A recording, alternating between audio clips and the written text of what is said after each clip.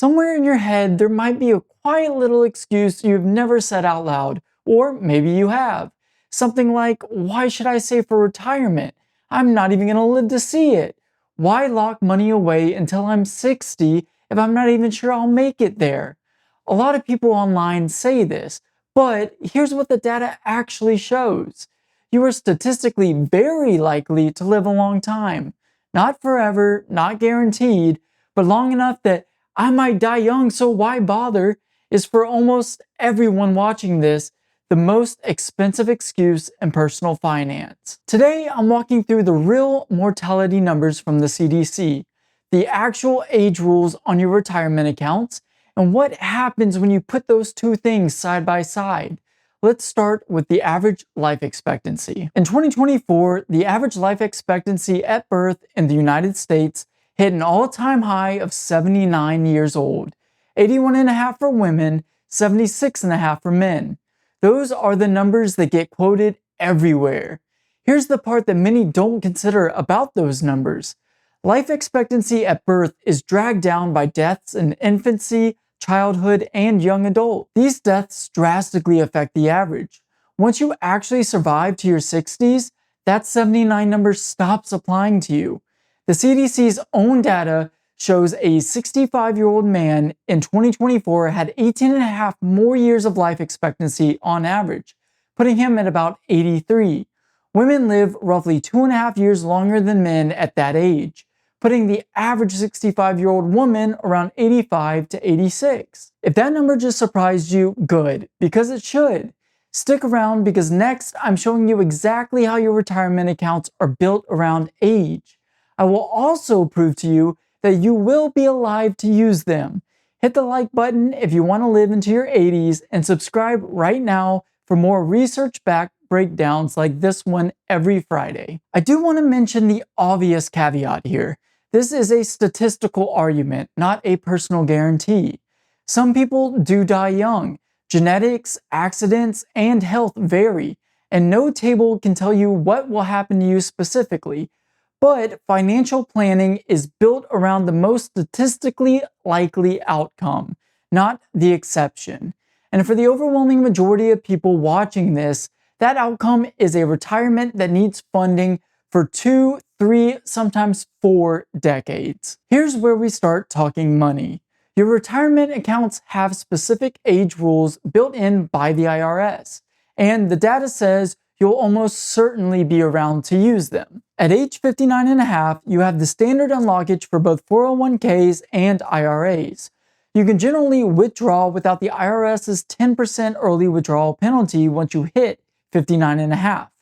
Before that, withdrawals from a traditional account typically triggered that penalty plus regular income tax, unless you qualify for a specific exception. You can also pool at 55. It's an early exception, but only for 401ks. Leave your employer in or after the year you turn 55, and you may withdraw from that specific 401k penalty-free, even before 59.5. This only applies to the 401k from the employer you just left, not IRAs and not old jobs 401ks. At age 73, the required minimum distributions begin for traditional 401ks and IRAs. The IRS forces minimum withdrawals starting at the age of 73, rising to 75 in 2033, whether you need the money or not.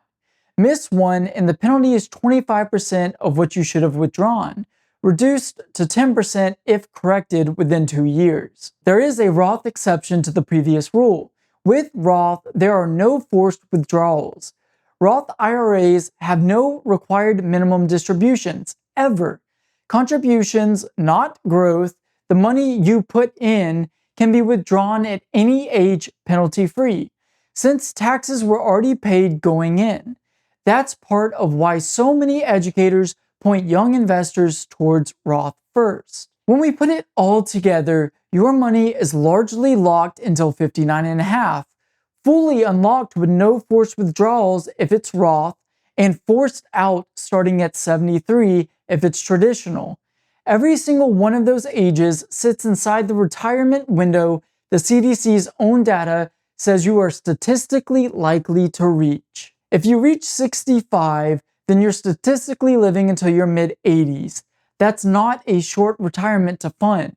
That's 20 plus years your account needs to actually support you. Right now, most people aren't on track for that. The average retirement balance sits at around $547,840 per Empower's 2026 data. That data is pulled way up by a small number of large accounts. The median is far lower. Among Americans in their 50s, the average is just over $1 million, but the median is $460,000. And nearly 29% of non-retirees report having no retirement savings at all. A $460,000 balance drawn down over 25 years has to stretch much further than most people plan for, especially with healthcare costs rising with age. I probably won't live that long doesn't hold up against a median that's already short of what a multi-decade retirement requires. However, none of this is a reason to panic. It's a reason to start investing now, because the data removes the one excuse that quietly talks people out of investing in their 20s and 30s. Here are 3 tips to get you started. 1. Stop treating "I might not need it" or "I might not make it" as a reason to skip investing. The statistical likelihood is that you will need it for a very long time.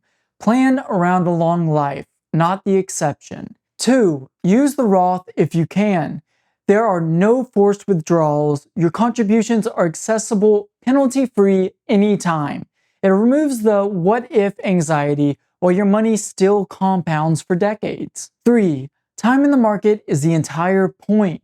If you statistically need this money for 20 to 30 years in retirement, the years between now and 59 and a half are exactly the years it needs to be invested and growing in your account, not sitting out on an assumption you will die early. And there are the facts. The CDC's own numbers say that if you make it to a typical retirement age, you are statistically looking at decades more of life, not just a handful of years.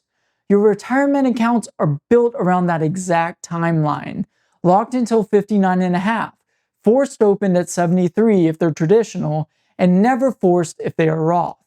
The quiet excuse that you might not live long enough to need the money doesn't hold up against the data. What does hold up is this. Most people are underfunded for the retirement they're actually going to have. The fix isn't complicated. It's starting now, using the accounts built for this exact timeline and letting compound growth do the rest. You're probably not going to die young. Plan like it. Drop a comment and let me know if this changed how you're thinking about your future. Hit subscribe if you haven't already, and I will catch you in the next one.